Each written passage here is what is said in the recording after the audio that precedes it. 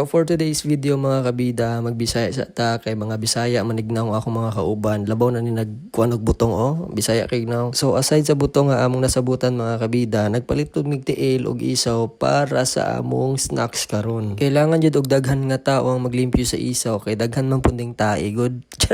Mura man ganig nag-enjoy si Ate Mercy sa tae Tilawi daw te one time lang, pabili ba sa ambi. Iyahari kong gipugos guys nga videohan ako siya guys well nagbitbit og karahay og luwag para napo daw siya entry. Sama ani, mura jud din tawag bata si Pearly mga kabida. Kinalingaw jud siya sunod-sunod aning stand sa camera. First time ang gud niya ni makakita og ani nga gamit. Magamit man po din siya. Dili man po din siya tantong tapulan. Pero sa inyong balay lagi mo reklamo imong mama kay di jud ka mulihok. Charot. Kani mo charot kay nag-nail sabang nagluto. Kaning duha mga kabida si Estela ug si Daniela, masaan jud namo ni when it comes to luto-luto kay grabe ka abtik, di na kailangan i-remind, di na kailangan suguon, mulihok tag-ila. Og kusog pud mo tubag sa ilang mama. Charot. Og syempre kay bida-bida man ta, mao ganing kabida no. Magapil-apil jud tagluto. Diri bisag wa tay labot. Bitaw mga kabida ana sila dapat naapod koy video nga nagluto ko kuno hay kay para naapod koy entry ani nga vlog kay lain sad ilahang lang na ang makita no. Ilahan aning vlog. Suko de ka. Kini day akong mga kauban karon mga kabida. Kauban ako ni sila sa church. And since day one sa akong pagbuhat og mga contents, gamit pa lamang akong personal account. Sila gyud ang una na akong mga supporters o bashers. Pag naa may mga panagtapok, sila din na mo suggest ya pag vlog ya pag content kay para napod mi naong sa imong vlog. And kinsa man ko para mo balibad, isa pod sila sa mga rason nganong ni continue ko sa akong journey as a content creator. Kay ila mang hong pugson yung mag-vlog, charot. Gituring na jud nako sila nga mga manghod nako guys, except lang ani. Ay ayaw lang kay basig masuko si auntie. Kay wala pa man siya na kontento sa gulaman. Nabay gulaman.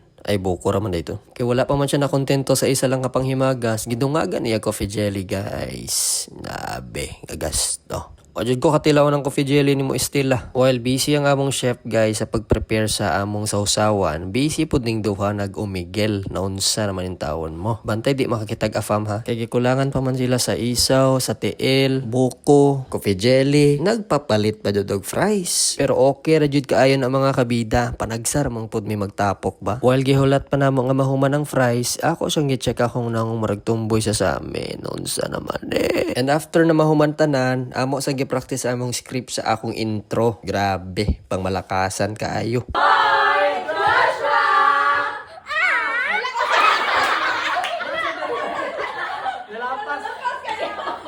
What's up, mga kabida? It's your boy, Joshua! Joshua!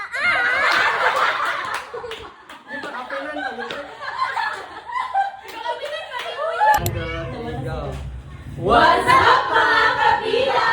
It's your boy, Joshua! Kiat o gara-garaon lang yun may mga kabida in front of camera, pero in real life grabe jud among faith mo nang bago mi mga magampo jud mi daan. Kaysa magamay og madako man nga blessings nga naa sa lamesa, kailangan jud nato napasalamatan. Di ba mga iyaan? Mura naman din ako mga iyaan akong mga kauban oy. Sa una gagmay pa kay ni sila karon kay dambuhala na, pero bahala na. Kaya akong anak ni kaon na, una pa. Hasta jung graa, dili kayo sa tantong rhyme oy.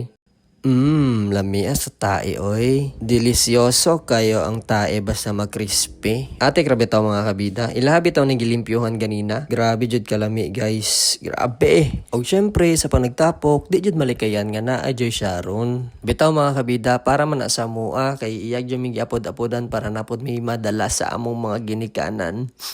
Gisapot na daw siya mga kabida kasi sige ramig tan-aw mo tong gitunol niya sa kuha para ako'y mo closer na day ko ani. Abi nang opener ko. Kay hapon naman guys, manguli nami guys. Tapoy na guys, voice over ganina ra ko dire.